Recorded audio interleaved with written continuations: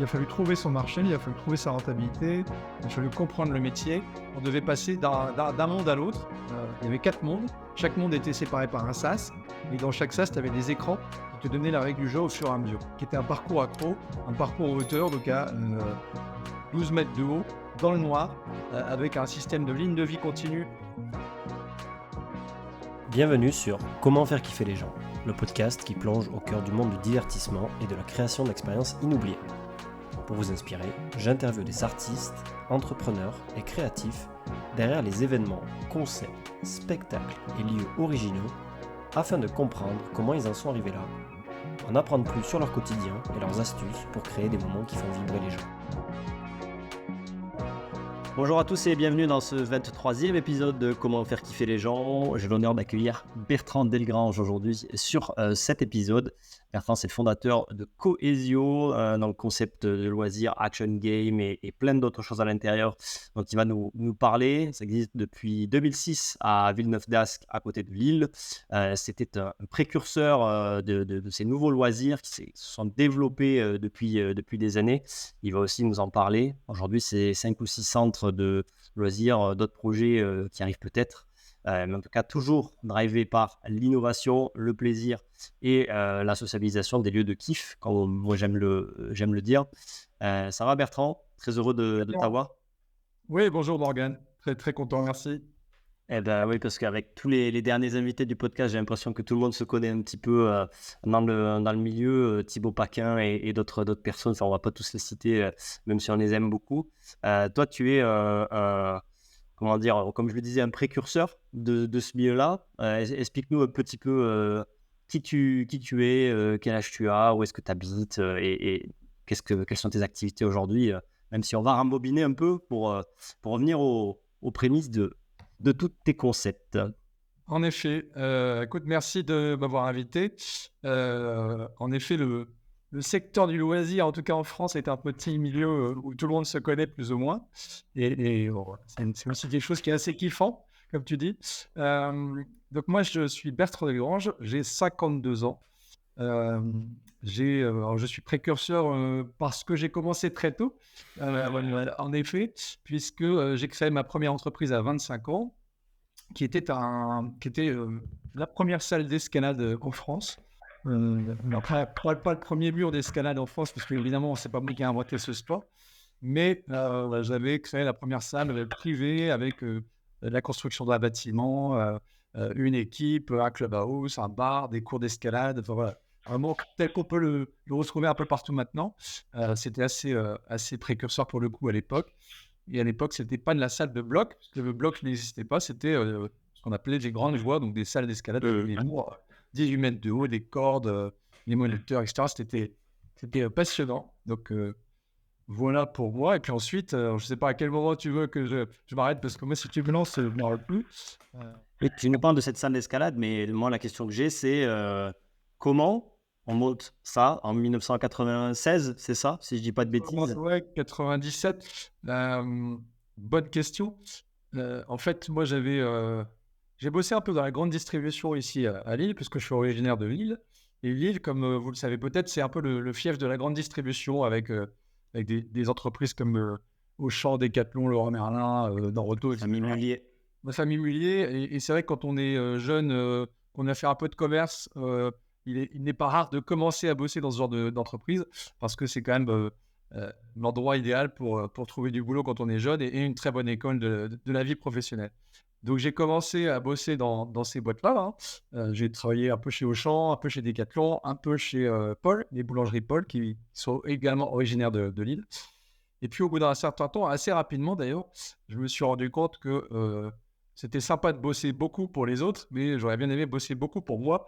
Et puis j'avais envie de créer quelque chose. C'est un peu un virus familial, l'entrepreneuriat. Et j'ai quelques entrepreneurs dans la famille. Et du coup, je me suis dit, bon, j'aimerais bien entreprendre, mais j'ai pas vraiment d'idée.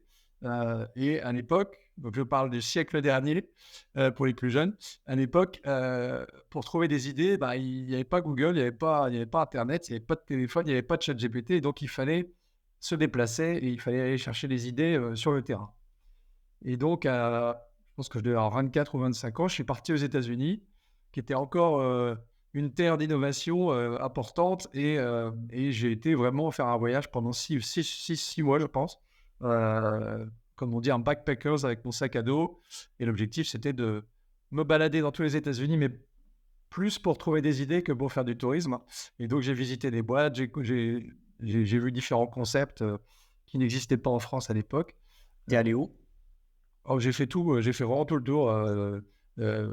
La Californie, New York, la Las Nouvelle-Orléans, Vegas aussi? le Texas. J'ai été à Las Vegas, j'ai été dans le Colorado, ouais, j'ai vraiment fait un grand tour. J'ai pris un passe-train, et donc j'ai fait tout un tour en train. J'ai passé beaucoup de temps dans le train, et puis j'ai rencontré des gens, j'ai visité des choses. J'étais à Las Vegas, mais à l'époque, Las Vegas était déjà Las Vegas, mais il n'y avait pas encore beaucoup de concepts de loisirs indoor. C'était vraiment le royaume des casinos et de l'argent, mais il n'y avait pas grand-chose à côté.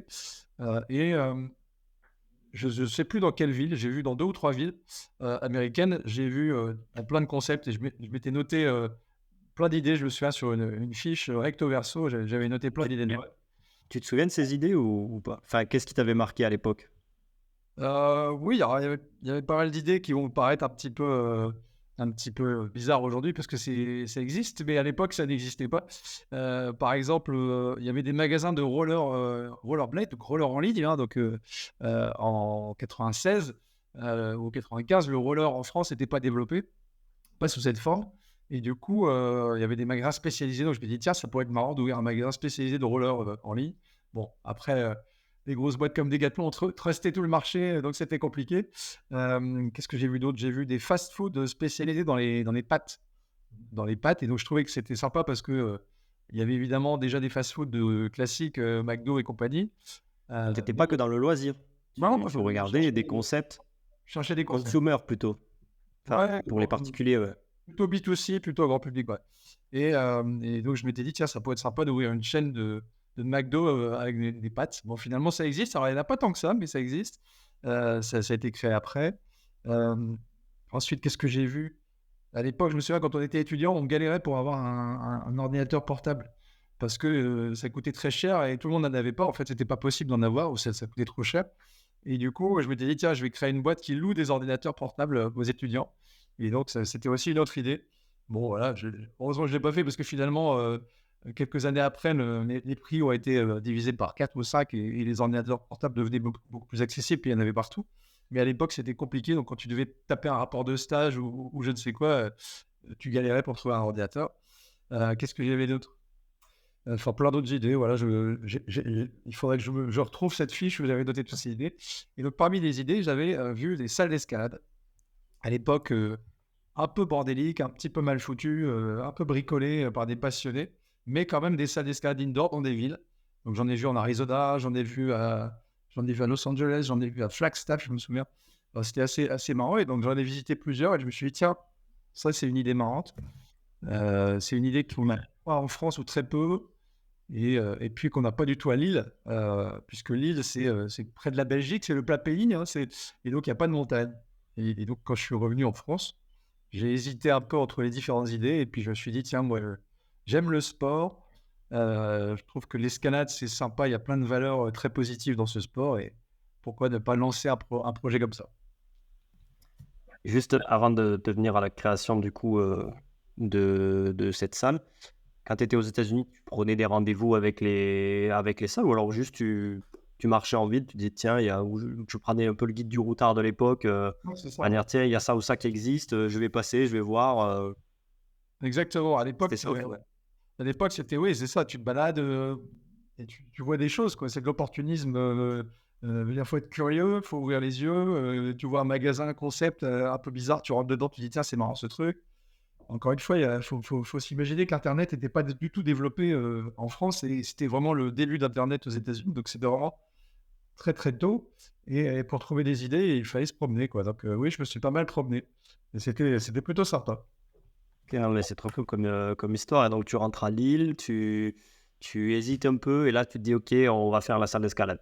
Et à partir de ce moment-là, comment ça se passe pour toi? Tu es tout seul, tu as des associés, tu trouves un lieu facilement, pas facilement, les finances, voilà, explique-nous un petit peu. J'ai eu au moment où sortira ton épisode, il y a François Petit du coup de Climb Up aussi enfin son épisode sera sorti juste avant.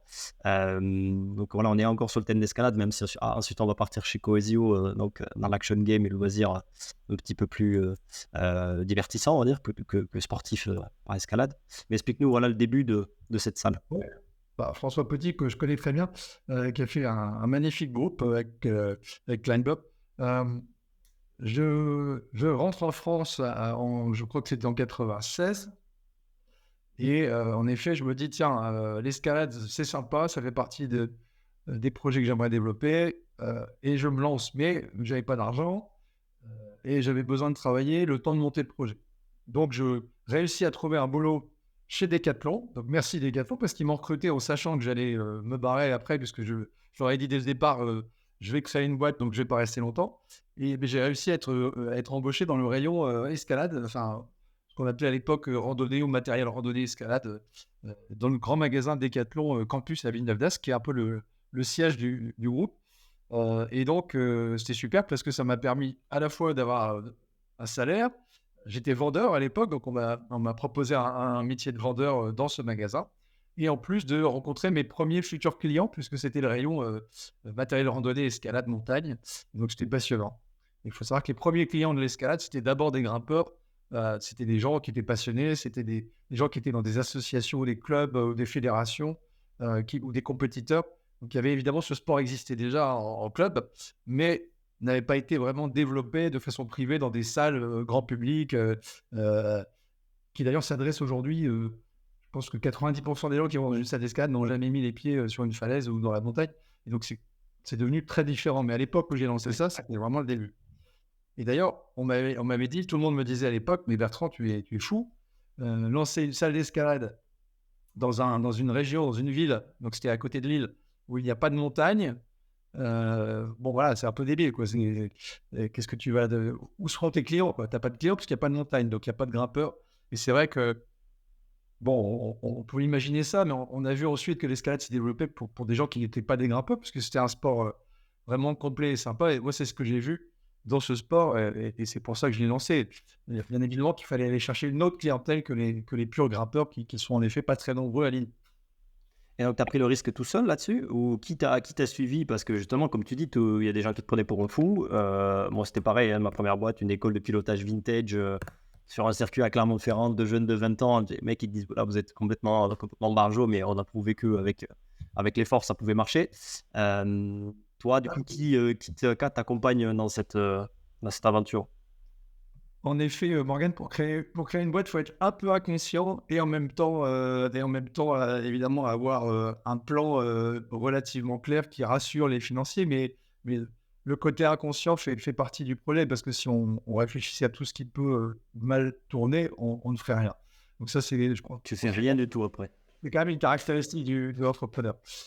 Écoute, quand je me suis lancé, donc je bossais chez Decathlon et à côté de ça, il fallait que je me crée un dossier pour comprendre ce que c'était que l'escalade, parce que finalement, ça n'existait pas beaucoup et il n'y avait pas grand-chose. Donc, j'ai visité un peu tous les murs d'escalade qui existaient en France, donc qui étaient des murs dans des salles municipales, dans des salles multisports qui étaient plutôt détenues par des villes, des collectivités, des associations, quoi, qui étaient dynamiques, mais pas très nombreux.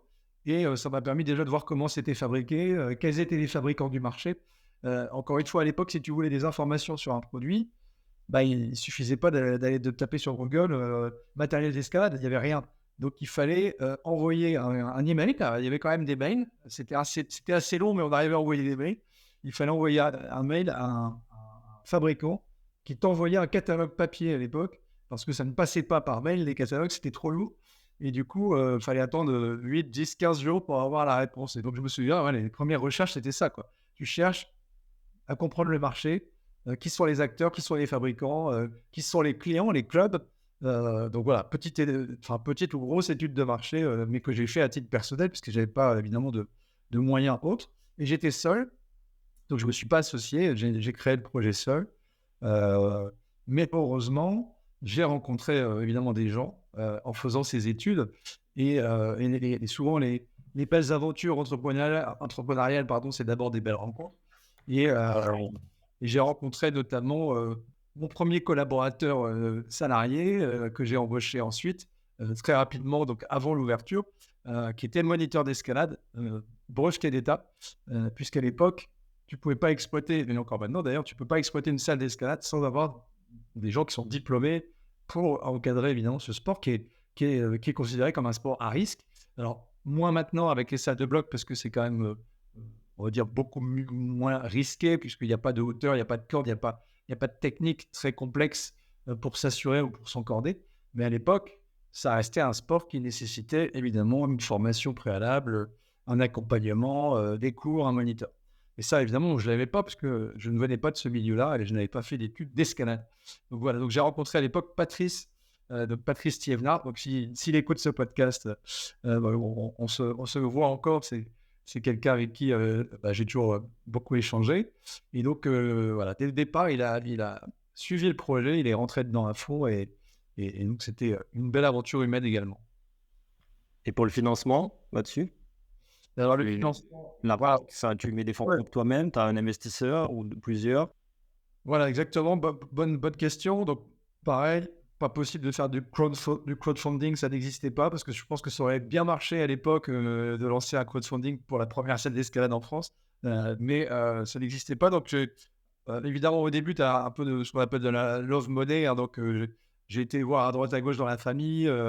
J'ai réussi à avoir un peu de love money pour avoir une première mise de fonds. Et puis ensuite, j'ai eu la chance d'être lauréat de plusieurs réseaux. Et donc ça, c'est hyper important pour tous ceux qui veulent créer leur boîte. Le réseau. Donc moi, j'ai été lauréat du réseau Entreprendre, qui est un réseau qui permet de prêts d'honneur. Donc on est accompagné, on a des prêts d'honneur qui ne sont pas anodins, en cash, qu'on ne rembourse que si ça fonctionne. Donc c'est vraiment du prêt d'honneur. C'est-à-dire que si on se plante, on ne rembourse pas. Et si on réussit, si la boîte marche, on rembourse progressivement. Et ça, j'ai gagné deux concours de création, Nord Entreprendre à l'époque et un autre concours de la Chambre de commerce de Lille qui s'appelait LMI à l'époque et maintenant qui s'appelle Au Défi. Et donc, ces deux concours-là permettent de lever des fonds en prêt d'honneur et surtout, deuxième étape, de rassurer les banques. Donc, grâce à ces deux prêts d'honneur que j'ai obtenus, les banques ont été rassurées et se sont dit, il y a deux fonds qui suivent Bertrand Delgrange, donc on peut financer. Donc voilà, Love Money, concours d'entreprise, puis dette bancaire, m'a permis d'ouvrir la première salle en 97-98. Ok, très bien. Ouais.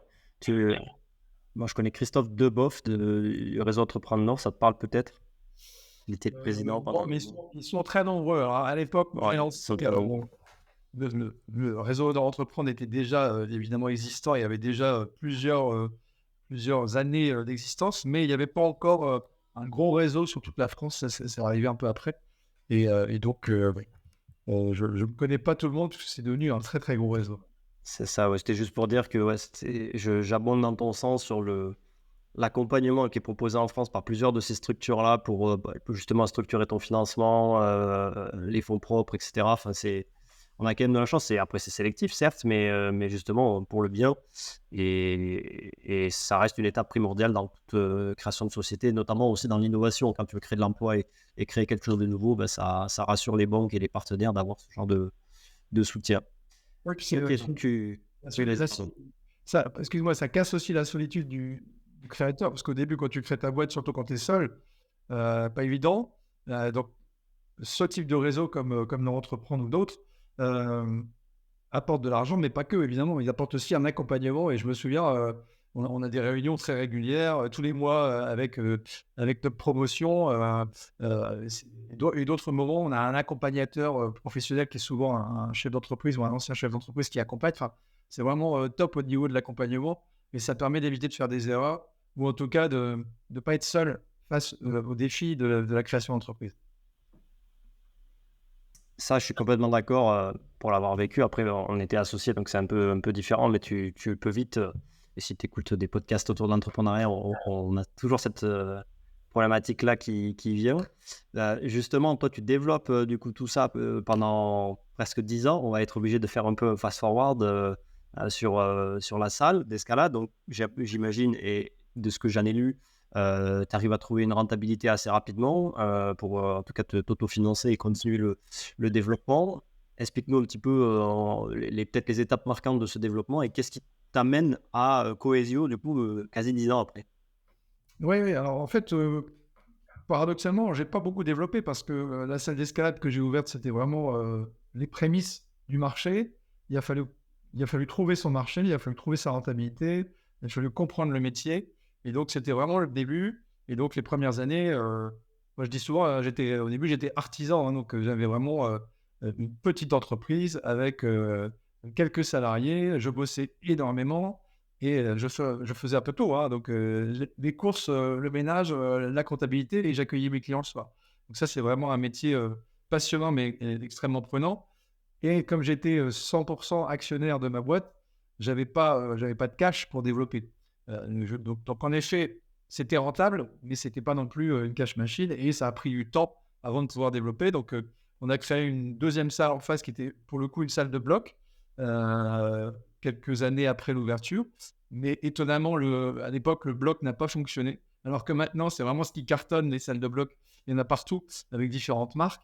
Mais à l'époque, c'était trop tôt. Et puis, je pense qu'on n'avait pas compris que maintenant, ce que recherchent les grimpeurs, c'est la convivialité, c'est l'après-escalade avec le bar. Maintenant, ce qui est marrant, c'est que dans les salles de bloc, tu bois des bières et tu manges des frites et tu fais de l'escalade, quoi. Alors qu'à l'époque, moi, j'avais que des clients qui étaient extrêmement fit, qui voulaient manger du quinoa et boire de l'eau, quoi.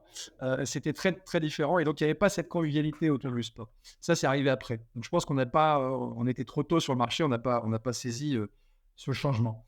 Au bout de quelques années, je commençais un peu à tourner en rond et surtout, euh, j'adore l'escalade, mais j'avais envie de quelque chose de plus, alors, tu l'as dit un peu tout à l'heure, un peu plus fun, plus entertainment et puis plus collectif. Parce que l'escalade, c'est un sport complet, mais ça reste un sport quand même relativement individuel. Hein. Surtout à l'époque, l'escalade en salle avec des grandes voies, bon, bah, tu es seul face à ton mur, tu as quelqu'un qui t'assure, mais il y a quand même assez peu d'échanges.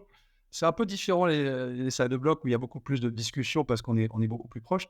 Là, c'était quand même un sport très individuel. Et j'avais envie de quelque chose de plus collectif, de plus team building aussi, ça m'intéressait le côté team, le côté équipe. Et difficile de faire du team building en escalade. C'est quand même un sport qui est assez aussi physiquement pas évident. Et donc, voilà, pas ouvert à tout le monde quand même. C'est pas le plus accessible. Pas très accessible. En tout cas, ça l'est plus maintenant avec le bloc, mais ça reste quand même un sport. Physiquement, c'est quand même un sport qui, bah, voilà, tu te portes toi-même. Hein, donc, il y a un moment où ça marche pas, quoi. J'ai réfléchi qu'est-ce qu'on pourrait développer. Et à l'époque, dans la salle d'escalade, on avait commencé à lancer des petits parcours, donc des petits parcours aventure avec des cordes tendues. On accrochait des cordes entre différents murs, avec des toulis, avec des mousquetons, etc. Et on faisait une espèce d'acrobranche indoor qu'on montait spécifiquement pour les entreprises. 2 ou 3 fois par mois, on avait des team building comme ça. Alors, c'était limité, on ne pouvait pas faire des gros. C'était que des petites tailles de groupe. Il n'y avait pas beaucoup de parcours parce que ça prenait beaucoup de place. Et du coup, je me suis dit, tiens, c'est marrant, il y a quand même une demande là-dessus. Il y a quelque chose à faire. En parallèle de ça, les acrobranches outdoor, dans ces années-là, donc dans les années 95-2000, se sont beaucoup développées. La France, c'est un des pays où il y a le plus d'acrobranches et c'est d'ailleurs le pays qui a inventé l'acrobranche. Et du coup, acrobranche, salle d'escalade, et évidemment, comme beaucoup, je regardais Fort Boyard. Et donc, je me suis dit, tiens, est-ce qu'on ferait pas un mix de tout ça, quoi Fort Boyard, acrobranche, indoor. Et c'est comme ça qu'est arrivée l'idée de faire Cohesio, qui s'appelait d'ailleurs, à l'époque, j'avais lancé une marque qui s'appelait InQuest, un peu la quête intérieure. Et l'idée, c'était vraiment de mélanger de l'action, du jeu, donc du ludique, du storytelling, puisqu'il y avait dès le départ, dès le premier brief que j'ai écrit, mon premier book sur le concept, il y avait cette histoire voilà, des agents spéciaux dans un centre d'entraînement, en équipe, vraiment le côté tout le monde est utile dans l'équipe et tout le monde participe. Le côté scoring était déjà présent et le côté immersif. À l'époque, on ne parlait pas d'immersif comme on en parle maintenant tous les jours, mais était déjà présent puisque j'avais réfléchi à différentes thématiques à l'intérieur du bâtiment. j'ai retrouvé des photos ou des images 3D qu'on avait faites à l'époque. Voilà, il y avait vraiment, on avait imaginé Indiana Jones, un temple Inca, enfin plein de choses différentes. Bon, ensuite, il y a la réalité économique qui arrive et qui te dit, bon, tu n'auras pas les moyens de mettre une cascade de la jungle et des palmiers partout dans un bâtiment de 4000 mètres carrés. Donc, il va falloir trouver autre chose. Et c'est comme ça que j'ai changé de thématique et c'est devenu une espèce d'usine désaffectée dans le noir, dans lesquelles tu t'entraînes en équipe, avec des effets lumineux, de la musique, etc. Mais ça permettait de créer très très vite une ambiance finalement qui sorte les gens du quotidien. Donc voilà comment est né au tout début le projet. Moi, j'adore l'idée de Fort Boyard plus la salle d'escalade plus l'acrobranche. C'est assez parlant quand tu vois ce que c'est. Mais pour ceux qui, enfin, même pour moi, parce que j'étais pas là en 2006-7, du coup, ça se matérialise comment? Du coup, c'est un parcours, c'est ça que tu fais en équipe avec des challenges, des filets, des petits passages étroits, enfin plus ou moins étroits. Comment, en fait, qu'est-ce que tu y fais quand tu es, par exemple, un groupe d'amis ou un groupe d'entreprise pour du team building? Ça se matérialise comment l'expérience que tu proposes? Ouais, Parce que Fort Boyard, on pense direct aux salles, tu vois, avec le sablier, avec du coup toutes les, les petites bestioles ou en tout cas les différents défis que tu as à faire. Comment ça se matérialisait? alors il y a eu plusieurs époques évidemment dans l'histoire de Cohesio, puisqu'on a beaucoup changé, beaucoup fait évoluer le produit. Mais au tout début, au lancement, en 2006, on a ouvert en fin 2006, c'était un parcours linéaire dans un grand bâtiment, donc pas avec des petites salles comme on connaît aujourd'hui sur ce que les gens connaissent sous le nom de Action Game. Euh, mais c'était quand même un jeu d'action puisque on rentrait ensemble en équipe, on était briefé, on avait un briefing et ensuite on devait parcourir 4 mondes. C'était un peu un mélange aussi avec un peu un jeu vidéo, hein, puisqu'il y avait aussi de l'électronique, des écrans et comme un jeu de plateforme grandeur nature. On devait passer d'un monde à l'autre. Il y avait 4 mondes. Chaque monde était séparé par un sas. Et dans chaque sas, tu avais des écrans qui te donnaient la règle du jeu au fur et à mesure. Chaque joueur était équipé d'un bracelet RFID. Donc ça aussi, c'était assez innovant à l'époque. Et donc, dès le départ, on avait créé ce concept de jeu où on avait des bracelets RFID, des badges RFID dans le jeu, et il fallait aller déclencher un maximum de badges, répondre à des énigmes. Donc, il y avait la tête et les jambes, hein, c'était vraiment action-réflexion. Et donc, chaque monde, tu devais trouver des indices, répondre à une énigme, faire des actions physiques, etc., etc. Et on voulait aussi que ce soit évolutif. Donc, au début, tu avais un grand labyrinthe dans lequel il fallait se retrouver, trouver des indices pour former un mot-clé, etc. Dans le deuxième monde, tu avais des modules de jeu géants, piscine à boules, toboggan, filet à grimper, etc., qui étaient de 0 à 6 mètres de haut et dans lesquels il fallait déclencher un maximum de lecteurs de badge. Donc là, vraiment, avec ton bracelet RFID, là, c'était vraiment de la vitesse, de la coordination aussi, parce que on avait réfléchi aussi, et c'est toujours comme ça, à des points bonus. Donc, tu avais des bonus si tu restais en équipe, et si tu te séparais, si les gens ne jouaient pas en équipe, bah, ils perdaient des points. Donc, il y avait aussi, on voulait volontairement pousser les gens à agir ensemble et à travailler en équipe. C'était vraiment dans l'ADN de la marque. Ensuite, on avait un monde un petit peu de culture générale. Et donc, là aussi, on parle beaucoup des quiz en ce moment. Mais en 2006, on faisait déjà des quiz chez Cohesio, puisqu'on avait des quiz sur un écran avec des questions, des réponses. Voilà, les gens devaient se coordonner pour avoir la bonne réponse. Et sur ce jeu-là, on avait un jeu qui durait à peu près 15 minutes de quiz. Après ce quiz, on avait la partie la plus, on va dire, engagée du jeu, qui était un parcours accro, un parcours en hauteur, donc à 12 mètres de haut, dans le noir, avec un système de ligne de vie continue. Donc là aussi, c'était assez innovant, parce qu'à l'époque, ça n'existait pas. On a développé un concept de ligne de vie continue. Donc, une ligne de vie, c'est ce qui te permet d'être accroché en permanence. Et des aiguillages pour éviter d'être bloqué par des gens qui n'avancent pas. Par exemple, tu pouvais doubler. Et ça, c'était aussi une innovation. Donc, il faut vraiment se remettre à l'époque. Hein, Cohesio, qui s'appelait InQuest, à l'époque, a lancé beaucoup d'innovations. Un jeu avec des badges RFID, un concept d'action game immersif avec un storytelling, 4000 mètres carrés de loisirs sur 15 mètres de haut, le bâtiment, et le premier acrobranche indoor avec une ligne de vie continue à aiguillage. Tout ça, ça a pris évidemment beaucoup de temps à développer, à régler, et puis ensuite, ça a assez vite fonctionné. Et d'ailleurs, cette mission historique qui s'appelait la mission Agent d'élite existe encore. Alors, on l'a fait évoluer, évidemment, au fur et à mesure du temps, mais c'est toujours un produit qui fonctionne très bien et qui est à l'origine du concept. Et puis ensuite, il y a eu beaucoup d'évolution. Moi, j'ai 15 000 questions du coup là sur qui a conçu tout ça, tu vois? Est-ce que c'est seulement toi? Est-ce que justement, comment tu t'es entouré? Pareil sur la création de ce lieu, donc tu nous parles de 4000 m² à Villeneuve-d'Ascq, du coup en périphérie de Lille, avec la hauteur sous plafond, les investissements, j'imagine, qui sont quand même un petit peu costauds. Là, tu as, de ce qu'on a déjà discuté, un actionnaire qui est un des fondateurs de Decathlon, si je dis pas de bêtises. Ouais, tout à fait. En fait, ce qui s'est passé, c'est que j'ai créé vraiment mon concept sur le papier. Donc, un book assez précis avec vraiment, j'avais réussi aussi à embarquer des architectes qui m'ont aidé dès le départ à travailler les plans quasiment gratuitement parce que j'avais pas les moyens de les payer. Et donc, ils ont pris le risque aussi de travailler avec moi sur les plans. Je peux les citer parce que voilà, c'est Doud et Bajar qui sont architectes à Tourcoing et qui depuis ont pas mal évolué. Mais c'est quand même sympa d'avoir des gens comme ça qui croient en toi au début alors que tu n'as rien à part une idée. Donc j'ai travaillé cette idée, j'ai travaillé le gameplay et le design. Donc le gameplay, je l'ai plutôt fait seul.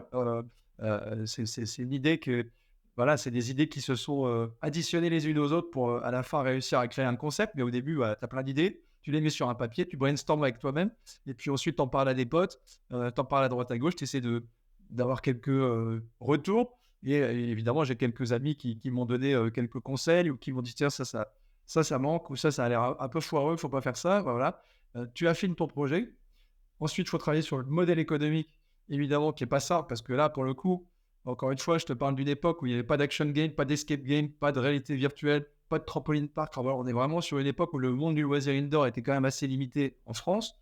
Et du coup, tu n'as pas de référence, quoi. Tu ne sais pas sur quoi tu vas te baser pour faire ton business plan. Donc, c'est vraiment des hypothèses. Je me souviens, je faisais des tableaux Excel pas possible pour me dire, voilà, combien j'aurai de clients le lundi, le mardi, le mercredi, à quelle heure, combien je peux espérer, est-ce que c'est réaliste. Voilà. Je suis en train de faire pareil, t'inquiète pas, hein. On est tous là-dedans, hein. Sauf que maintenant, tu as quand même pas mal de moyens d'avoir de l'information. Et donc là, il fallait un peu même le prix, par exemple, le prix de vente de la mission Cohesio qui durait 1h45.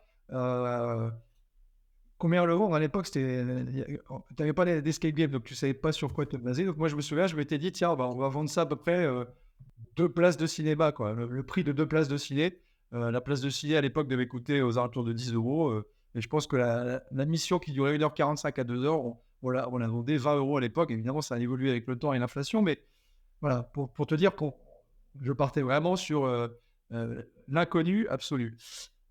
Avec ce dossier, business plan, des premiers dessins, des premières maquettes, j'ai été rencontrer différents investisseurs. Et par réseau, j'ai eu la chance de rencontrer, grâce d'ailleurs, je pense, au réseau d'Entreprendre, puisqu'à l'époque, j'avais été les revoir en disant tiens, j'ai un autre projet, est-ce que ça vous intéresse? Quelques années après l'escalade. Alors, c'était pas 10 ans, parce que à un moment, j'ai gardé les 2 entreprises. C'était, je pense, 6 ou 7 ans après l'ouverture de la salle d'escalade, j'ai lancé ce projet Cohesio, Inquest. Et donc, j'ai cherché de l'argent, parce que là, ça coûtait cher à faire. Et j'ai eu la chance de rencontrer le fondateur du groupe Decathlon qui, à titre personnel, avait un fonds d'investissement et cherchait des projets avec des porteurs de projets, donc plutôt dans des domaines sport, loisirs, avec des valeurs importantes, des valeurs humaines. Et nous, c'était vraiment ça, à Cohesio, dès le départ. Il y avait cette valeur d'esprit d'équipe. Je me souviens, une des premières baselines, c'était l'esprit d'équipe et d'aventure, quoi. Donc, on voulait vraiment que ce soit un jeu qui soit basé sur le fait d'être ensemble, de créer du lien dès le départ. Et je pense que ça, c'est ce qui a plu aussi, évidemment, à l'actionnaire qui nous a accompagnés pendant de longues années. Tu dis on, donc tu étais tout seul par rapport à la conception de tout ça, ou il y avait du monde avec toi, des associés, Non, c'est un défaut. C'est la création. C'est un défaut. Je dis on parce que rapidement, quand tu crées une boîte, tu recrutes des gens. Mais évidemment, au début, j'étais seul, bien sûr. C'est moi qui seul ai convaincu des actionnaires de me suivre. C'est moi qui seul ai conçu 95% du projet. Avec évidemment des gens que tu rencontres, des partenaires, des entreprises, des architectes, des fournisseurs ou des fabricants, bien entendu. Seul, on ne fait rien. Mais on va dire que le porte-drapeau, c'était moi. Et puis ensuite, évidemment, j'ai eu la chance de pouvoir recruter mes premiers collaborateurs. Et après, on est devenu une équipe. Et donc, moi, j'aime bien parler en on, même si c'est moi qui étais responsable de la réussite ou de l'échec du projet. J'ai rencontré aussi des super partenaires, des prestataires. Donc, pareil, pour les gens qui se lancent, faites des partenariats avec des entreprises parce que on parle de co-conception, mais à l'époque, j'ai vraiment fait de la co-conception avec notamment, par exemple, les gens qui ont créé la ligne de vie continue, donc qui était un élément essentiel de sécurité. Ben, on l'a co-conçu ensemble avec des essais, avec des tests, avec des ateliers qu'on a montés. Enfin, voilà, c'était vraiment passionnant. Ça prend beaucoup de temps, mais c'est passionnant.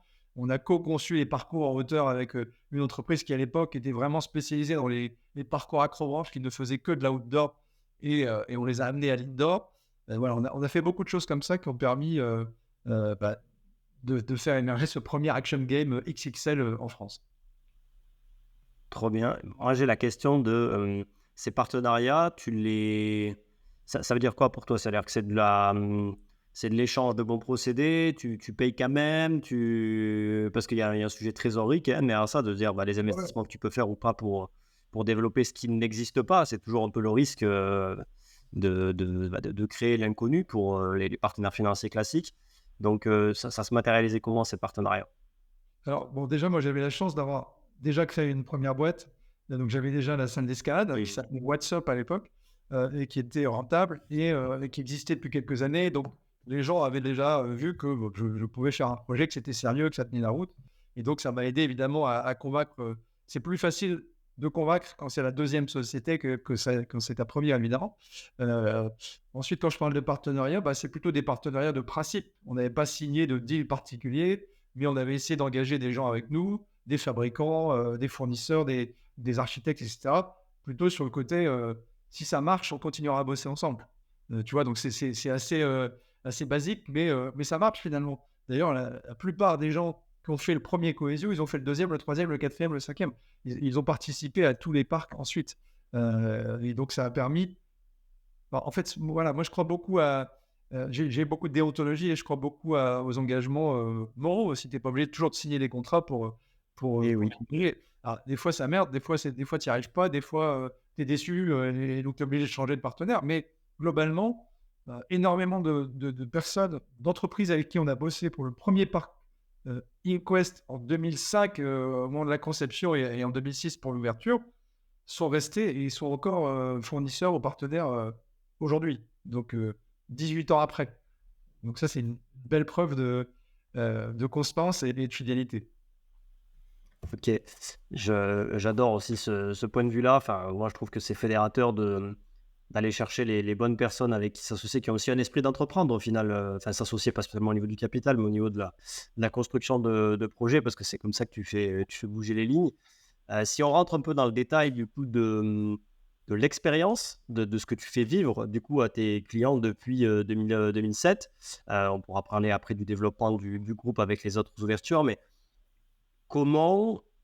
c'était quoi les piliers pour vous? Et ça, à mon avis, c'est toujours les piliers voilà, du kiff, de l'expérience, parce que là, tu nous as parlé donc de la mission, des missions que vous avez créées, que tu as sûrement développées aussi ou améliorées, on va dire, pour enlever de la friction pour que ça soit encore plus fun et ce genre de choses-là.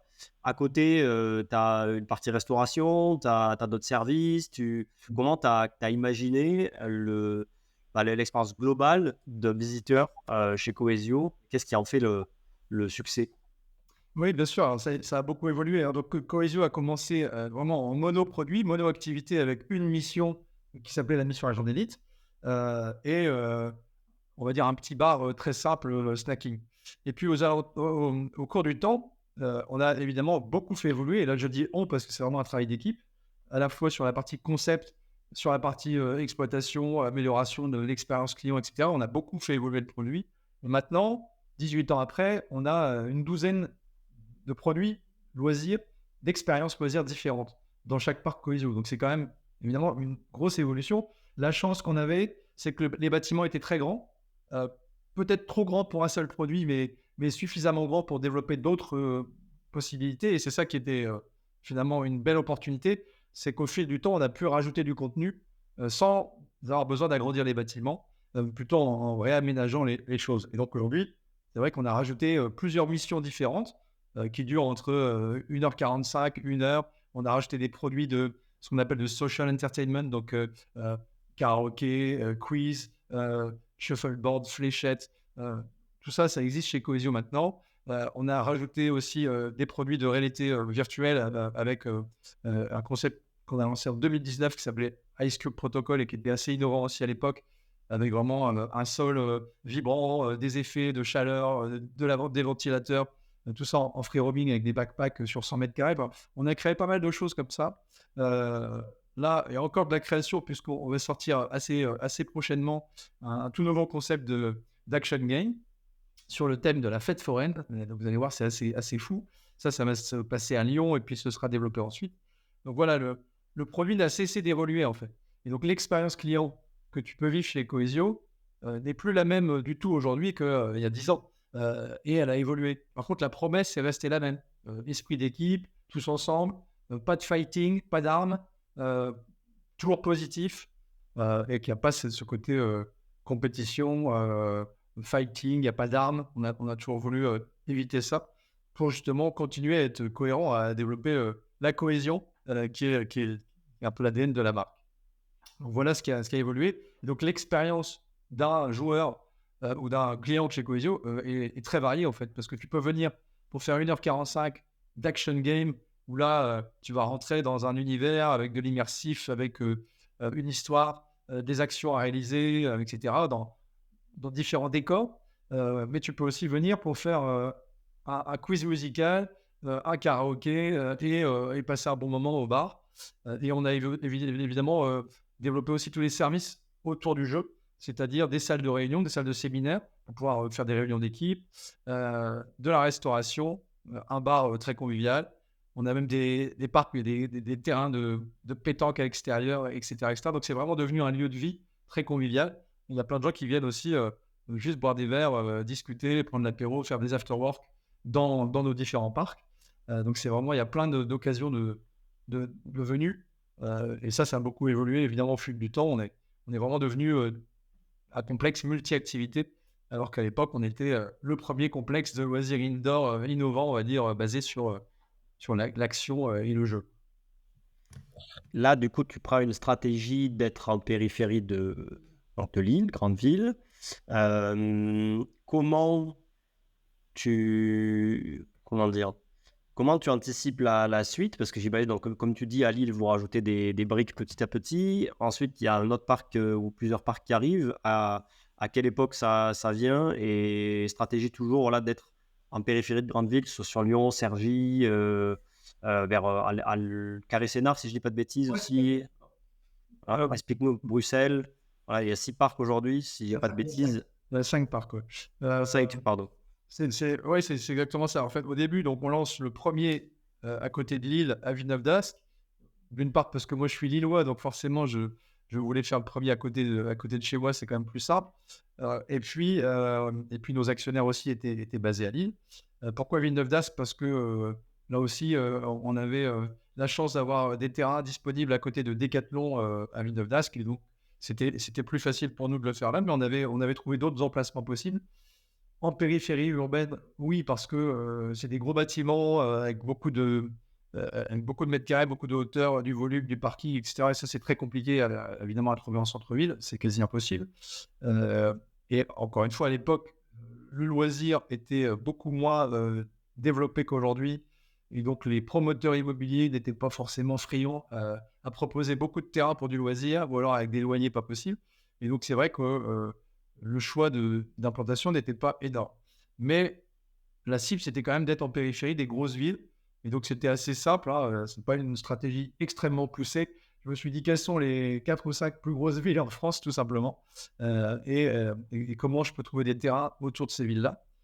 Et donc, c'est un peu de l'opportunité et évidemment, c'est de la recherche. Donc là, c'est moi qui me suis aussi occupé de l'expansion parce qu'on n'avait pas de moyens et on ne pouvait pas avoir des équipes de développement importantes. Et du coup, le premier parc a ouvert fin 2006. Il a fallu pas mal de temps pour le régler parce que, encore une fois, on ne connaissait pas ce métier. On a inventé un métier en même temps qu'on a inventé l'entreprise. Tu as été rentable assez rapidement aussi ou ça a pris plus de temps? Non, non, on a été rentable dès la première année, donc ça, c'était top. Dès la première année, les gens venaient, le bouche à oreille était très favorable, très positif. Les gens kiffaient le concept, et ça, c'est vraiment un mot qui correspond bien à ce que les gens vivent chez Cohesio. Ça commence aussi par un cas, c'est bien. Et donc, très rapidement, on a eu du succès. Mais ça ne suffit pas pour développer une boîte, parce que pour développer une boîte, il faut des critères de duplication qui soient très clairs.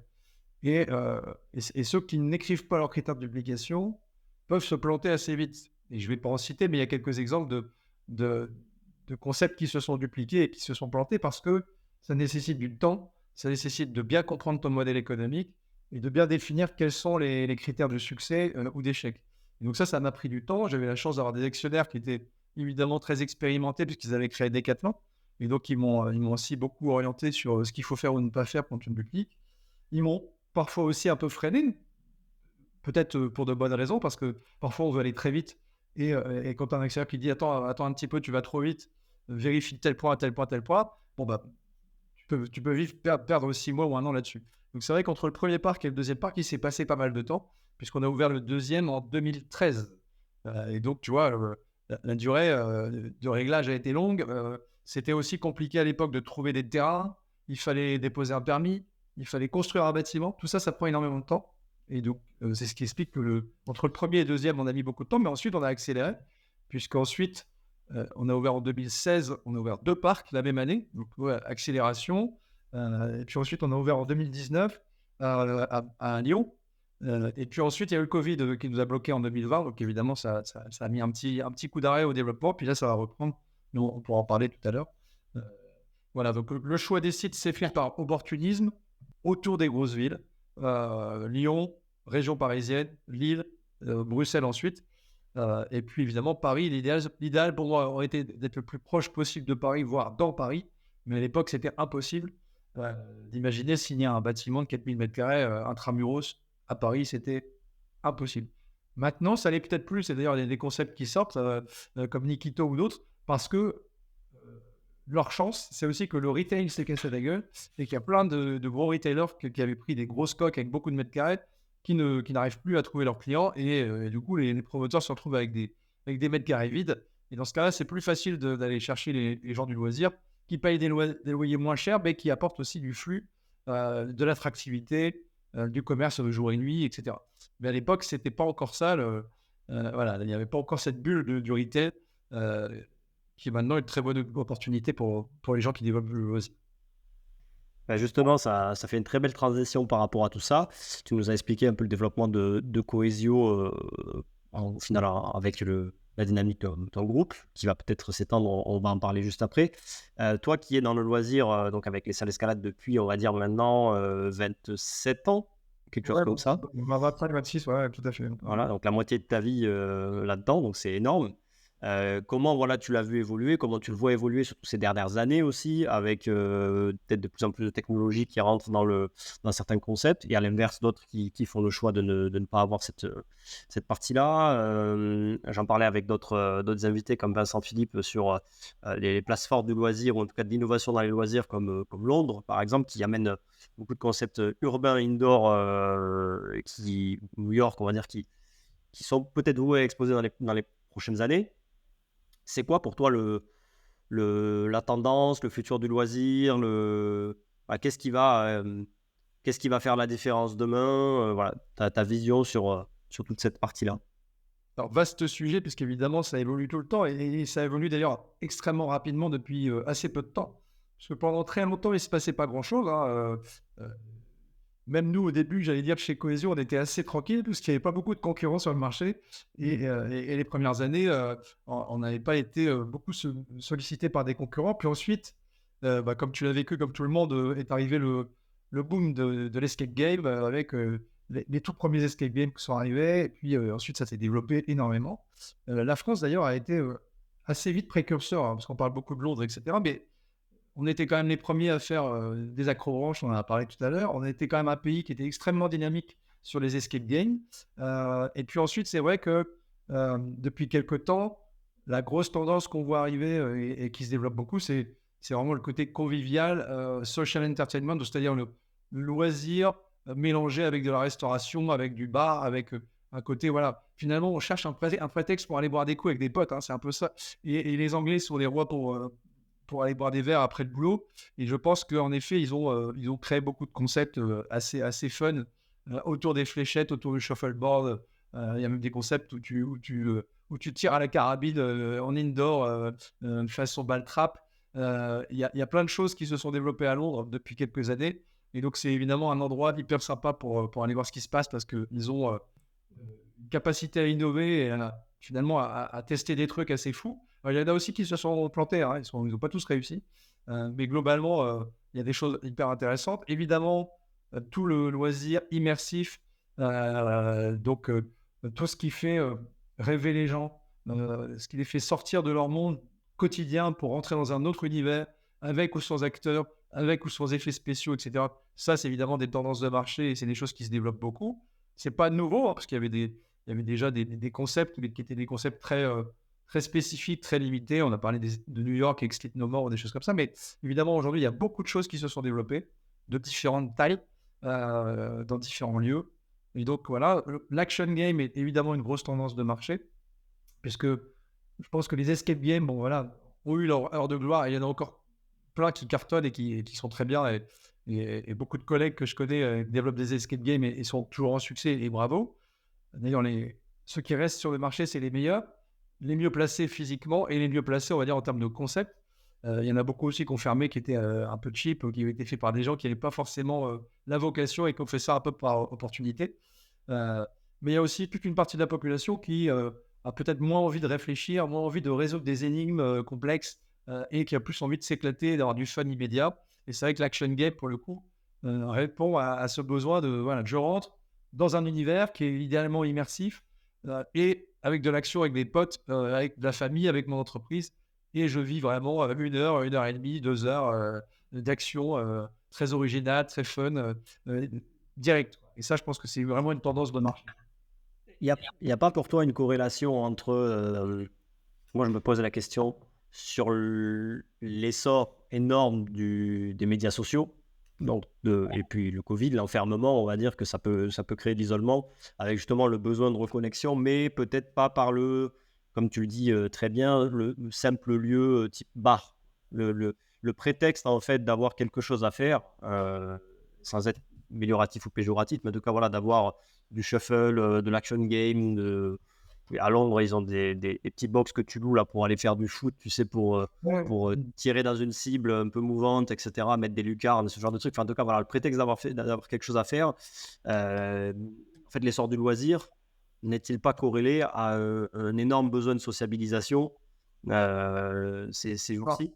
Oui, bien sûr. Ce besoin n'est pas Toi, nouveau. tu as Lucky Fault aussi. Enfin, tu peux peut-être parler de Lucky Fault. Ce Parce que besoin c'est autre chose. n'est pas nouveau, puisque évidemment, les escape games se sont développés bien avant le Covid et plein de concepts se sont développés avant le Covid. Mais c'est vrai que le Covid a accéléré l'envie des gens de se retrouver dans des lieux sympas, conviviaux, réels et pas virtuels. Moi, je me souviens, parce qu'on a vécu le Covid, évidemment, qui était une période très compliquée quand on est exploitant de concepts de loisirs avec 200 salariés. Bah, le Covid, c'est très dur. À l'époque, on parlait de non essentiel, je pense, hein, c'était ça le mot qui revenait tout le temps. Et en fait, finalement, derrière, on s'est rendu compte que, à l'inverse, on a accéléré, ça a été beaucoup plus vite et les gens ont beaucoup plus envie maintenant de venir dans du loisir et se sont beaucoup plus rendus compte de ce que c'était qu'un monde sans loisir, sans lieu physique. C'est quand même bien triste. Et du coup, en effet, on surfe là-dessus et ça va beaucoup mieux, beaucoup plus vite maintenant. Il y a beaucoup de concepts qui se créent. Ce qui est important, c'est aussi le niveau, la qualité. Je pense que c'est la qualité à monter. Hein, les concepts dont tu parles en Angleterre, par exemple, le concept de foot s'appelle Toka Social. C'est des concepts qui sont assez haut de gamme, assez quali. Alors, ça ne veut pas forcément dire cher, mais en tout cas, cher à fabriquer. Pas forcément cher pour le client final. Et donc, on doit mettre beaucoup d'argent, on doit mettre un niveau de qualité assez important maintenant, ce qui n'était pas le cas il y a 20 ans dans le loisir, où c'était d'ailleurs qui n'avait pas une très bonne image. Le loisir indoor, il y a 20 ans ou 30 ans, c'était très cheap. On mangeait mal, c'était cheap, c'était pas propre, voilà. Aujourd'hui, c'est très différent et maintenant, il faut faire des concepts de qualité. Il faut idéalement du multi-activité. C'est vrai que le mode activité, ça me semble plus compliqué à développer aujourd'hui. Les gens cherchent du multi-activité. Ça permet aussi de générer de la revisite, d'aller plusieurs fois au même endroit. Et puis surtout, il faut apporter la convivialité. Et là aussi, les premiers escape games, il était hors de question d'imaginer de boire un verre sur place, de rester sur place. C'est-à-dire, il y avait même plein où il y avait même rien pour s'asseoir, quoi. On venait, on faisait le jeu, on repartait. Maintenant, on le voit avec des action games ou d'autres activités. Il y a un lieu convivial, il y a un bar, il y a éventuellement de la restauration, il y a des services autour. Les gens viennent pour une expérience globale. Et ça, c'est hyper important, c'est ce qui a changé beaucoup. Et c'est ce que nous, je pense, on avait compris chez Coesio il y a déjà longtemps, puisque dès le départ, on avait imaginé ce lieu multiple. Et ça, je pense que c'est une des raisons du succès aussi de Coesio. Et donc, tu as Lucky Folks aussi, que tu appelles, enfin, en tout cas, c'est ce qui est sur votre site et tout ça, brasserie à jouer. C'est ça? Ouais, tout à fait. Alors, autre innovation, Lucky Folks a été créé avant le Covid, puisqu'on a commencé à bosser sur le projet en 2019. Donc, c'est une idée que j'avais eue en voyant, pour le coup, le marché anglais. Donc là, je ne l'ai pas inventé, je l'ai vraiment copié sur le marché anglais en me disant, tiens, en Angleterre, il y a des super concepts social entertainment, donc on va dire loisirs plus restauration pour simplifier. Plutôt des mono-activités. Donc, il y avait un concept de fléchette, un concept de golf. Donc, on les connaît, pour ceux qui connaissent bien le marché du loisir. Il y avait Putchak, il y avait Flight Club, il y avait Electric Shuffle qui commençait. Donc, des concepts très identifiés, mais très forts. Et moi, je me suis dit, tiens, ça n'existe pas en France. On était en 2019. Qu'est-ce qu'on peut faire en France? Et en plus, on avait des mètres carrés disponibles chez Coesio. Donc, on s'est dit, avec mon équipe à l'époque, on s'est dit, tiens, on va lancer un concept qui va mélanger le côté restauration, brasserie, convivial, sympa, grand public, accessible, avec des activités de loisirs. Et moi, je me suis dit, j'ai pas envie de faire du mono-activité, j'ai envie de faire plein d'activités différentes. Et donc, chez Lucky Folks, on a inventé, je pense, aussi le premier concept de social entertainment français, puisque regardez sur le marché, il y en a quelques-uns maintenant, mais c'est très, très récent. En 2020, il n'y en avait pas. Alors, pas de bol, on a ouvert en 2020. Donc ça, c'est évidemment, on était précurseurs, mais on n'a pas ouvert la bonne année, puisqu'on a ouvert alors je ne sais plus quelle date, mais on a ouvert en septembre 2020 et on a fermé en octobre 2020, puisque évidemment, on a ouvert entre deux confinements et on a dû refermer après à cause du Covid, donc pendant longtemps. Et ça a été évidemment très compliqué pour tout le monde. Et c'est dommage, quand on lance un concept très innovant, de le fermer au bout d'un mois, parce que forcément, on a perdu du temps. On a dû un peu repartir à zéro au niveau des équipes, au niveau du concept. On n'a pas appris pendant toute la période où on était fermé. Et pendant ce temps-là, des petits copains, des confrères, des concurrents ont travaillé leur projet. Donc je pense que s'il n'y avait pas le Covid, on aurait beaucoup de Lucky Folks. Aujourd'hui, évidemment, on n'a pas pu développer autant qu'on voulait. Mais ce concept reste le premier concept de social entertainment français, où on a mis de la restauration, du shuffle, des fléchettes, de la pétanque, du quiz, un bar à jeux, du karaoké. Vous voyez, plein d'activités différentes autour d'un bar central et surtout un thème très fun, puisqu'on a pris le thème de la fête foraine avec vraiment des décors. On a mis beaucoup d'argent dans la décoration. Et donc, quand vous rentrez chez Lucky Folks, c'est à caresser l'art pour ceux qui veulent aller voir, on a vraiment une déco hyper sympa, très fun, un peu fun faire vintage, avec des chevaux de manège, une roue qu'on peut tourner avec des lots, voilà, des espaces différents, très thématisés pour le coup, très immersifs. Et ce qui fait que le lieu est très fun. Après, on a développé une grande terrasse. Voilà, le produit, le projet continue à évoluer, mais c'était aussi une très belle aventure professionnelle, même s'il y a eu cette parenthèse Covid qui a beaucoup freiné le développement. Ok, là tu parles de Lucky Folks à Carré-Sénart. Moi, quand tu me parles de tout ça et quand on compare à Londres, c'est des lieux qui sont quand même plutôt intra-urbains dans l'idée du social entertainment. C'est peut-être le moment d'aborder la suite, du coup, de toutes vos aventures. Donc là, récemment, une petite annonce, donc Coesio a été acquis par un groupe qui s'appelle Otium dans le loisir pour se développer, j'imagine. Et Lucky Folks avec, peut-être.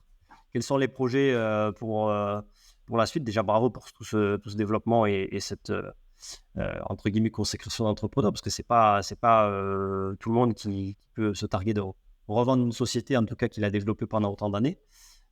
Voilà, la suite de Bertrand, la suite de Lucky Folks, de Coesio, on parlait des tendances du marché. Voilà, à toi les micros. Oui, tout à fait. Merci. En effet, donc la vie d'un entrepreneur et d'une entreprise, c'est un parcours non linéaire, hein, donc ça bouge. Et il s'est passé plein de choses depuis 18 ans, depuis le jour de l'ouverture de Cohesio. Et moi, j'ai eu la chance de vivre ce parcours en entier. Et puis, il y a quelques temps, euh, post-Covid, je me suis dit que ce serait intéressant voilà, de passer la main, j'allais dire, d'imaginer de travailler différemment.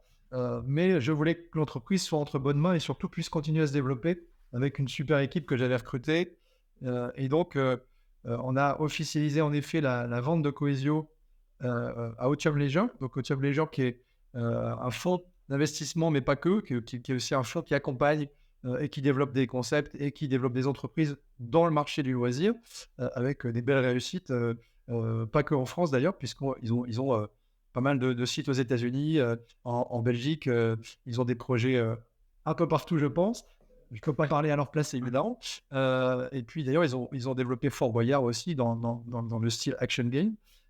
Ils ont les parcs Speed Park, enfin, ils ont plein de choses, ils ont la réalité virtuelle. Et Cohesio était assez cohérent dans leur catalogue, puisque en effet, on en a parlé longuement, hein, l'historique de l'entreprise, le savoir-faire de Cohesio sur plein de sujets, plein de domaines, le côté précurseur de l'action game, le côté innovateur avec beaucoup de projets et de produits à développer, le côté parc multi-activité aussi sur lequel on a une bonne maîtrise. Je pense que tout ça a plu à Otium et c'est pour ça que Otium a acheté Cohesio pour le développer, bien évidemment. Cohesio et Lucky Folks, hein, puisque c'est deux marques qui font partie du même groupe, qui peuvent fonctionner ensemble ou séparément. On peut tout à fait imaginer des Lucky Folks en solo, pourquoi pas Intramuros, ou des Lucky Folks chez Cohesio. Voilà, ça, j'allais dire, j'ai pas la réponse, l'avenir le dira. Moi, ce qui est sûr, c'est que je voulais transmettre, comme je l'ai fait pour la première entreprise. J'ai transmis ma première entreprise qui était la salle d'escalade à mon premier salarié. Donc le Patrice dont on parlait tout à l'heure, qui est moniteur d'escalade, eh bien, il a racheté ma salle d'escalade quelques années après, 8 ans je pense après l'ouverture. C'était une belle aventure humaine de lui transmettre cette entreprise et il a continué à la développer puisqu'il a ouvert 3 salles d'escalade ensuite. Et puis ensuite, il a créé lui-même un concept qui s'appelle Place des Oliviers, un concept de resto pétanque. Donc tu vois, c'est vraiment un virus qu'on attrape, l'entrepreneuriat, et je suis très content d'avoir pu transférer ou transmettre ce virus de l'entrepreneuriat à plusieurs personnes. Et chez Cohesio, j'ai recruté et j'ai fait évoluer des gens super en interne, et c'est eux qui vont poursuivre l'aventure avec Otium. Donc là, je ne sais pas si c'est un scoop, mais en tout cas, moi, je ne fais plus partie de Cohesio depuis assez peu de temps. Par contre, je continue à accompagner plutôt en mode consulting sur la conception, sur les produits, sur l'innovation, évidemment, puisque c'est quelque chose qui, pour le coup, me fait kiffer. Mais je ne suis plus le dirigeant de Cohesio. Maintenant, Cohesio appartient à Otium Leisure à 100% et est dirigé par son équipe de direction, donc Pierre, Arnaud et toute leur team, qui sont des gens que j'ai recrutés, que j'ai fait évoluer en interne. Donc moi, je suis ravi, c'est un beau projet qui continue et qui va, je pense, ils ont de grandes ambitions, donc ils vont continuer à développer de façon importante. Donc on verra si j'interviens ou non et à quel niveau, à quel titre. Mais en tout cas, c'est en effet, comme tu disais, Morgane, quand tu crées une boîte, que tu la développes, que tu la gères, que tu la pilotes pendant 18 ans, finalement, c'est très bien aussi de savoir s'arrêter, de transmettre. Moi, j'ai 52 ans, alors je ne me sens pas vieux et je ne suis pas à la retraite. J'ai encore envie de faire plein de choses. Mais par contre, je trouve que voilà, pour développer Cohesio, ils avaient besoin d'un nouveau souffle, d'une nouvelle équipe, d'un nouvel actionnaire, et tout ça arrive au bon moment. Donc je suis ravi de voir que ça va continuer sans moi et j'espère que ça va continuer à cartonner et à se développer.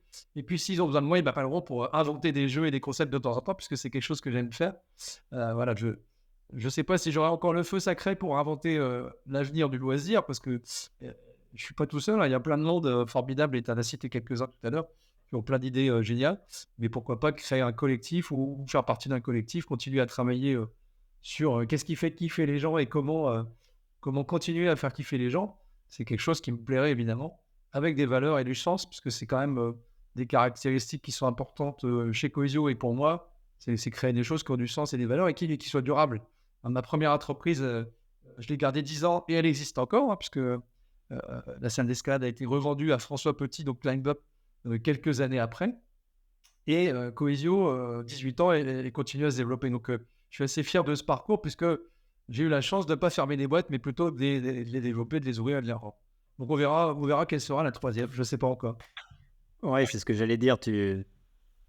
Dans ta parole, là, tu donnes pas l'impression d'avoir le prochain coup. Là. Tu te laisses du temps ou alors tu caches bien ton jeu. Mais voilà, tu vas explorer, j'imagine. Tu vas essayer de voir qu'est-ce que tu pourrais faire. Tu as une volonté de rester quand même dans le loisir, j'ai l'impression. Tu nous parles d'inventer des jeux, d'être toujours dans le...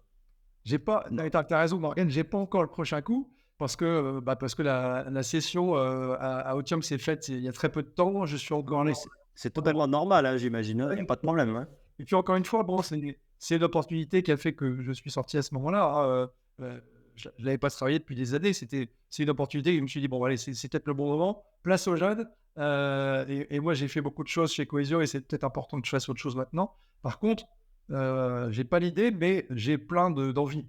Et donc, je suis encore extrêmement dynamique. J'ai envie d'être curieux, de continuer d'alimenter mon réseau, de rencontrer des gens. D'ailleurs, s'il y a des gens qui ont des projets, qui n'hésitent pas à me contacter parce que je peux être aussi potentiellement investisseur sur des projets. Alors, pas des gros projets parce que je ne suis pas milliardaire, mais des petits projets dans lesquels je peux, pourquoi pas, m'investir ou même passer du temps à titre personnel parce que j'adore ça, conseiller ou aider les gens qui se lancent. Mais je n'ai pas encore le concept. J'aimerais rester dans le monde des loisirs, mais pas forcément non plus. Je suis ouvert à d'autres possibilités, même si je kiffe l'univers des loisirs, de la restauration, des lieux finalement de vie dans lesquels on passe du bon temps ensemble. C'est quelque chose, j'ai fait toute ma carrière là-dessus, donc forcément ça me connaît et j'aime ça. Et donc je pourrais tout à fait imaginer m'associer aussi avec quelqu'un qui crée. Enfin, voilà. Il y a plein de possibilités. Et j'allais dire, c'est une chance que j'ai aujourd'hui à mon âge de me dire, tiens, je suis pas complètement fini, je peux encore faire plein de choses. Et j'ai des idées évidemment que je peux pas aborder aujourd'hui parce que ça reste au stade de l'idée. Mais voilà, je suis très curieux. Donc là, je pense que dans les prochains mois, je vais continuer évidemment à accompagner Coesio parce que j'ai quand même aussi de l'accompagnement à faire, ce qui est important hein, pour que cette transition se passe le mieux possible et puis préparer la suite. Mais voilà, je suis ouvert aussi pour réfléchir à d'autres possibles professionnels. Donc voilà, c'est super de pouvoir rester ouvert sur la suite. C'est un petit appel du pied. Du coup, j'ai un projet, moi, si tu veux, je t'en parlerai. Enfin, on a déjà un peu parlé. Si tu cherches des projets, il y en a, hein, il n'y a pas que moi. Hein. Il y en a plein, je pense. Oui, il y a plein de super projets. Il y a certainement des projets qui nécessitent d'être travaillés. Il y a des projets sur lesquels, tu sais, maintenant, quand tu as une idée, il y en a 10 qui ont l'idée en même temps que toi. Donc, qu'est-ce qui fait que toi, tu y arrives et pas un autre? Tu vois, il y a quand même des axes de différenciation qui sont importants à soulever. Le monde est devenu extrêmement ouvert aussi, donc on voit tous les jours des nouveaux concepts de loisirs immersifs ou de restauration ou de lieux de vie ou de théâtre immersif. Enfin, il y a plein de choses qui se créent tous les jours ailleurs qu'en France et en France. Et ça, c'est passionnant à observer. D'ailleurs, il y a beaucoup d'observateurs maintenant ou de groupes qui essaient de travailler là-dessus, hein, comme Jedi ou d'autres, qui créent ces synergies et c'est top. Voilà, maintenant, qu'est-ce qu'on en fait? Qu'est-ce qu'on crée avec ça? Qui sera le Werewolf français demain, puisque c'est quand même des concepts qu'on n'a pas encore en France sur cette forme-là. Hein. Méga concept qui mélange un peu l'artistique et le loisir. Mais il y a une super dynamique en ce moment. Évidemment, j'aimerais pouvoir faire partie et continuer de faire partie de cette dynamique, mais je ne sais pas encore sous quelle forme. Et je me laisse le temps d'observer et puis de réfléchir. Ok, très très cool. Par rapport à sa dernière question que je pose un peu à tout le monde, comment toi tu t'inspires et progresses? Enfin, on peut parler des 25 dernières années par rapport à toute l'expérience que tu as. Quels sont les moments fondateurs, peut-être des lectures, des voyages, des rencontres, comment tu t'inspires et progresses? Très bonne question. Vaste question. Ouais, c'est souvent une question qu'on me pose, c'est vrai, quel livre tu conseillerais ou autre. Alors, j'ai pas préparé cette question. Par contre, Il n'y a pas que les livres après, hein, et ça peut être... Mais bon, moi, évidemment, j'ai appris beaucoup avec le temps, avec l'expérience, avec les erreurs. Je pense qu'on progresse beaucoup avec les autres. Moi, j'ai beaucoup progressé grâce ou à cause de mes erreurs et grâce à mes collaborateurs. Je pense que c'est aussi un point important, c'est quand on travaille pas seul, quand on travaille en équipe, quand on anime, quand on manage des gens, on fait plein d'erreurs et on apprend beaucoup de ces erreurs. Donc moi, j'ai eu des gens super autour de moi qui m'ont servi de miroir aussi pour me dire: «Tiens Bertrand, tu déconnes», ou «Tiens Bertrand, bah, c'est pas, la meilleure façon de procéder», et donc ça te permet de réfléchir, à te dire: «Ah bah tiens, je devrais peut-être faire différemment». Donc là, c'est plutôt à titre personnel, à titre, humain, de développement personnel. J'ai aussi eu la chance de pouvoir me faire accompagner par des coachs parfois. Quand on est entrepreneur, c'est aussi hyper important de ne pas rester seul face à soi-même. Donc ça, c'est, on va dire, au niveau personnel, on apprend tous les jours, bien entendu. Et puis, au niveau professionnel, bah, c'est le réseau, c'est les rencontres, c'est les visites, c'est la curiosité. Je lis aussi pas mal de bouquins. J'ai souvent 2 bouquins, sur ma table de chevet. C'est un roman parce que j'aime bien ça, et tu t'évades, et puis un bouquin un peu plus pro, un peu plus, l'histoire d'un entrepreneur, une biographie ou, quelque chose comme ça, parce que c'est aussi passionnant. Les rencontres, on en a parlé, hein, les réseaux, d'accompagnement d'entreprise, les réseaux professionnels, les syndicats professionnels. Moi, j'ai toujours fait partie dès le départ, dès le lancement de Cohesio. On a tout de suite adhéré à tous les syndicats professionnels, le SNELAC, le SPACE, le SLA. Tous ces syndicats professionnels sont surtout des gens que tu rencontres et avec qui tu échanges. J'étais d'ailleurs aux journées du SPACE la semaine dernière. C'est vrai que c'est sympa de rencontrer des gens, c'est sympa d'échanger. On se rend compte qu'il y a des gens qui ont les mêmes problématiques que nous, les mêmes envies, les mêmes idées. Voilà, parfois ça match, parfois ça permet de rebondir sur quelque chose. Les voyages restent utiles. Aller faire des salons professionnels. J'ai eu la chance d'aller plusieurs fois à Orlando, au salon du YAPA, qui est évidemment un super endroit pour rêver et pour voir ce que c'est que le loisir. Voilà, pour le coup, XXL avec des milliards de dollars, mais c'est quand même passionnant d'aller voir. Après, on n'a pas les moyens de faire la même chose, nous, quand on rentre au boulot, mais, mais c'est quand même sympa. Il y a aussi le salon YAPA en Europe. Il y en a un qui arrive à Amsterdam, je crois que c'est en septembre. Bah, il y a plein de choses, en fait. Il y a plein de façons de s'inspirer. Là, je me forme aussi beaucoup sur Internet. Je regarde des tutos, je fais des formations, j'essaie de me former à ChatGPT, ou à des choses comme ça. C'est plutôt sympa. Et je pense qu'on a la chance. Il y a plein de défauts à être tout le temps connecté. Il y a plein de défauts à avoir des écrans en permanence. Et finalement, il y a plein de problèmes que ça génère. Mais il y a aussi plein d'opportunités. Et si on sait bien les utiliser, c'est une force énorme et on peut se former ou s'auto-former à plein de choses tous les jours. Et ça, c'est passionnant. Et j'ai aussi beaucoup utilisé LinkedIn, alors LinkedIn qui peut être, qui a tendance à être pas mal, on va dire, mal utilisé ces derniers temps avec des gens qui racontent leur vie, et ce qui n'est pas pour moi le sujet de LinkedIn. Mais par contre, on peut rencontrer des gens sur LinkedIn et on peut faire des connexions assez facilement. Et ça, c'est top parce que ça m'a permis aussi d'avoir des connexions avec des gens que j'aurais peut-être pas rencontrés dans la vraie vie. On a commencé comme ça. Exactement. Je t'ai envoyé un message. Bon, plusieurs personnes m'avaient parlé de toi et je te suivais déjà, mais du coup, c'est comme ça que ça s'est fait. Et quand c'est utilisé à un but de réseau et d'échange et de business, bah c'est fait pour ça et c'est les meilleurs aujourd'hui. Voilà, en tout cas, la curiosité, l'ouverture d'esprit et toujours apprendre, quel que soit mon âge, ça fait partie vraiment de moi, ce qui m'anime. Et voilà, et je suis ravi d'apprendre tous les jours. Et puis demain, j'aimerais transmettre aussi dans les idées que j'ai pour m'occuper, entre guillemets. Je me dis aussi que j'aimerais bien donner des cours d'entrepreneuriat, par exemple, dans des écoles de commerce. Pourquoi pas avoir une petite session où je leur explique un peu ce que c'est que la vie d'un entrepreneur, les difficultés, les pièges dans lesquels ne pas tomber, etc. Donc, ça peut être aussi, alors évidemment, je ne vais pas faire un métier là-dessus, mais quelques heures par semaine, ça me plairait de transmettre. Quand on a beaucoup reçu, beaucoup fait, transmettre, c'est aussi une bonne façon de continuer une carrière.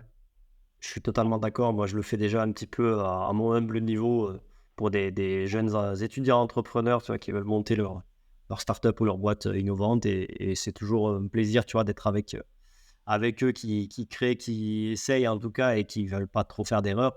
Essayer de leur apporter les bonnes bases tout en les laissant faire aussi, parce que c'est ça le but, hein, c'est que chacun est maître de son destin et fera ses choix. Merci beaucoup. On a fait un bel épisode. C'était des bons mots de fin. On te suit du coup sur LinkedIn de ce qu'on a compris. On verra un petit peu qu'est-ce que l'avenir te réserve, quel projet tu vas décider d'accompagner, de créer ou autre. En tout cas, je pense que tu n'as pas fini de créer, tu n'as pas fini d'inventer et ce sera avec plaisir qu'on se verra dans les mois qui suivent. Merci Morgane. Oui, j'ai une grosse énergie pour la suite, donc n'hésitez pas, si vous voulez, sur mon LinkedIn, je suis assez réactif. Alors pas pour des conneries, mais pour des trucs sympas. Et puis, dernière phrase sur ce qu'on m'a souvent dit quand j'ai voulu créer mes boîtes, on m'a dit tu vas pas y arriver, c'est trop compliqué, il n'y a pas le marché, machin. Pour Cohesio, c'était pareil. T'imagines, à l'époque, on m'a dit Cohesio, t'es fou, toi. Un concept de loisir indoor dans un bâtiment de 4000 m² dans le noir, ça ne marchera jamais. Bref. Et donc, je dis souvent, il faut entendre les critiques, mais pas forcément écouter. Ou en tout cas, quand tu es vraiment sûr de toi et que tu as envie de te lancer, vas-y, n'écoute pas tout ce qu'on te dit, sinon tu ne le feras pas. Par contre, il faut entendre le buzz ou les petits signaux faibles, évidemment, pour ne pas non plus te prendre un mur. Donc, voilà, la vie d'un entrepreneur, c'est tout le temps ça. C'est l'équilibre entre s'écouter soi-même et puis entendre les autres. À bientôt. C'est parfait pour la fin. À bientôt Bertrand et à très vite. Ciao, ciao. Salut. Merci à tous d'avoir écouté cet épisode jusqu'au bout. J'espère qu'il vous a plu. N'hésitez pas à mettre un avis et un commentaire sur votre plateforme favorite, Apple, Spotify, Deezer et d'autres. Il y a aussi des versions vidéo courtes sur Instagram ainsi que la version longue sur YouTube du podcast. Si vous avez un projet ou idée d'événement, de lieu de loisirs, de concept de divertissement que vous souhaitez concrétiser, si vous avez besoin de renfort sur un événement pour de la gestion opérationnelle, ou enfin si vous avez besoin de créativité pour créer une expérience client de dingue afin de faire kiffer les gens, notre expertise pourrait vous être utile. N'hésitez pas à nous contacter à l'adresse hello, @cfklg.com. Merci beaucoup et à très vite.